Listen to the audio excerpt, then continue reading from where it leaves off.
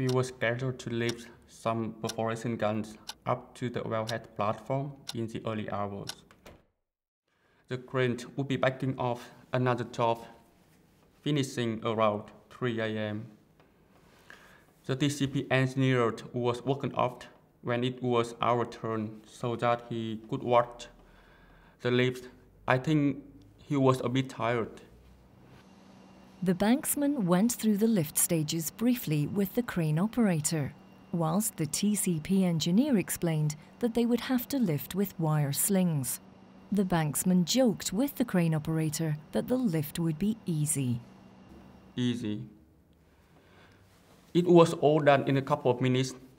I wouldn't call it a job safety analysis.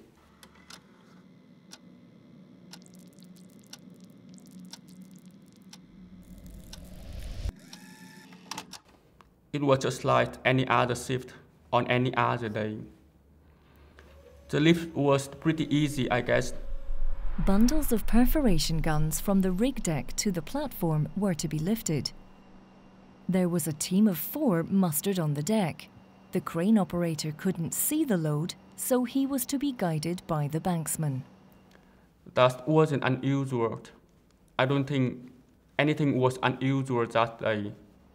The 2 roustabouts were to guide the load with taglines at each end of the bundles as the load was lifted. The banksman would guide the crane operator and the TCP engineer would watch. We didn't discuss any potential issues or risks, and at 3:50, we were ready to start lifting the first bundle.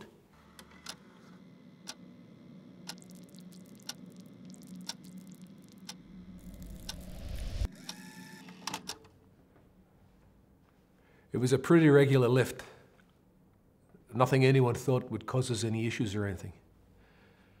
Once we had the taglines and slings hooked, we were ready to roll. The roustabouts took hold of the tags and I gave the order to lift. The load began to lift up slowly. It all seemed pretty simple. We had to lift around an overhead obstruction that juts out from the staircase. It's not a problem. We're used to it. So once the front sling touched the staircase, I stopped the lift and asked the front roustabout to pull in his tagline so that the bundle and the sling came free of the obstruction. As soon as I saw it was free, I radioed the crane operator to move the bundle forward towards where I wanted to lay it down. Everything was fine up to here. It was all in control. I noticed one of the roustabouts shouting something to the TCP engineer, who moved forward into the hazard area.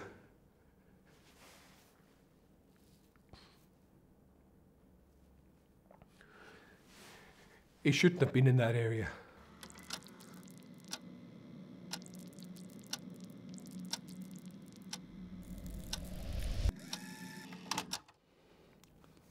I noticed the other roustabout had seen something was a little out on the rigging. He thought it could be resolved by adding a clamp. The roustabout called over to the TCP engineer, releasing some of the tension on his tagline. This made the load trail over towards the staircase, where the wire sling became trapped. The TCP engineer immediately moved forward to speak to him. We all thought that the crane had stopped the lift. It didn't seem to be moving at the time, at least not to me.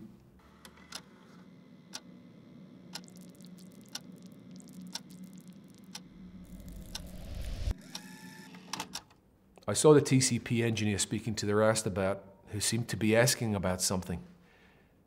It didn't seem anything urgent. The roustabout still seemed to have control. I couldn't see that he released the tension on his tagline. The TCP engineer had only been over beside the roustabout for, I don't know, a few seconds, I think. I didn't give an order to stop the lift. I hadn't realized the others thought the lift had stopped. I was still holding on to my dark light. I thought the load had stopped moving, but it hadn't. And when the snap on the stairway came free, the whole load did the same.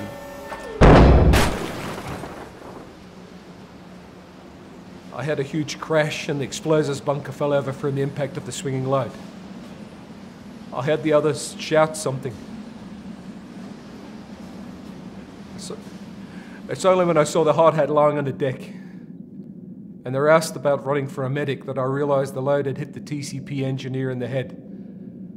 I knew from the noise he would be in a bad way. Just knew. All the guy's colleagues joined the medic to help out in the sickbay. They fought so hard to save him, but his injuries were horrific. We waited for news and saw the medevac chopper coming in. But by then, it was too late. He was already dead.